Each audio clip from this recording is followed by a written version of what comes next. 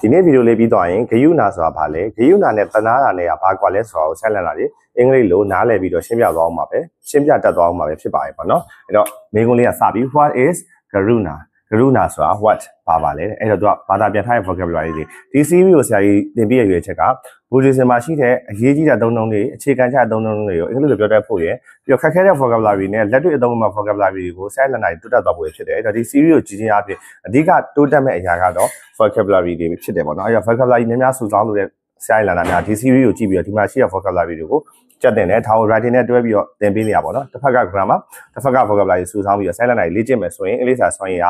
ဒီတိုင်းနေမှာမဟုတ်မြင့်တက်လာမှာဖြစ်ရဲ့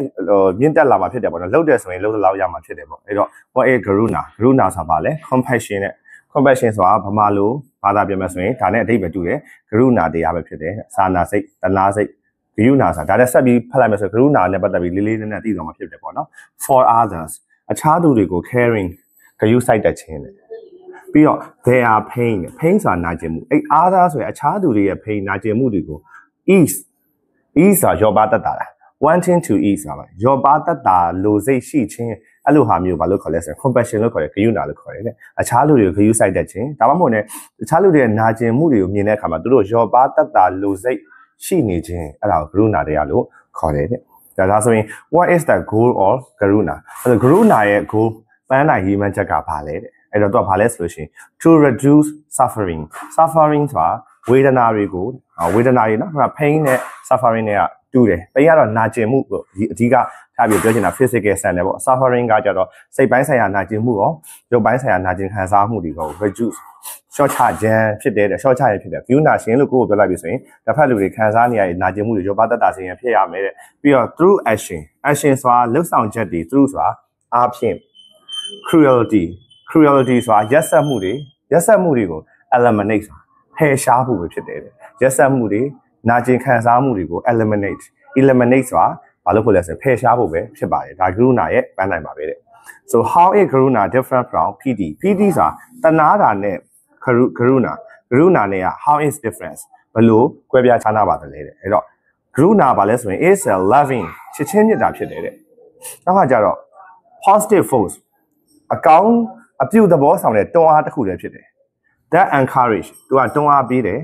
helping ကူညီခြင်းကိုတွန်းအားပေးတယ်ဒီတိုင်းလေးပါဇက်ကလေးကပြောနေရုံပဲမဟုတ်ဘူး not just feeling sad ဆိုတာ one နဲ့နေရုံ just တတ်ပါ not မဟုတ်ဘူးတဲ့ငါတနာလိုက်တာဆိုတဲ့ PD ထက်များတယ်ညင့်တယ်သူကဘာလဲ encourage တွန်းအားပေးနေတယ်ဘာလို့ဖို့တွန်းအားပေးနေလဲ helping သူများကိုကူညီပေးဖို့အထိတွန်းအားပေးနေကူညီလိုစိတ်တွေဖြစ်လာတာ positive force ကောင်းတဲ့အပြုသဘောဆောင်တဲ့တွန်းအားတွေအဲ့ဒါတွေရဲ့နောက် loving ချစ်ချင်းမြတ်တာတွေအဲ့ဒါတွေကိုပဲဘာလို့ခေါ်လဲဆိုရင်ဂရုဏာလို့ခေါ်ဖြစ်ပါတယ်ဒါဆိုဒီနေ့မှာတင်လိုက်တဲ့ vocabulary တွေကိုဆက်လက်နိုင်မှတ်သားပြီးတော့ဆက်လက်ပြီးတော့လေ့ကျင့်ပါနေတိုင်းစူးစမ်းလေ့ကျင့်ပါ fight တင်ပါ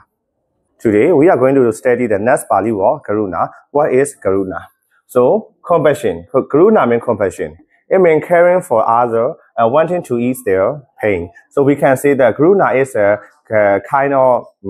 caring heart the helping heart the kind heart So what is the goal of garuna? The goal of garuna is to reduce sufferings of others and to eliminate cruelty through action.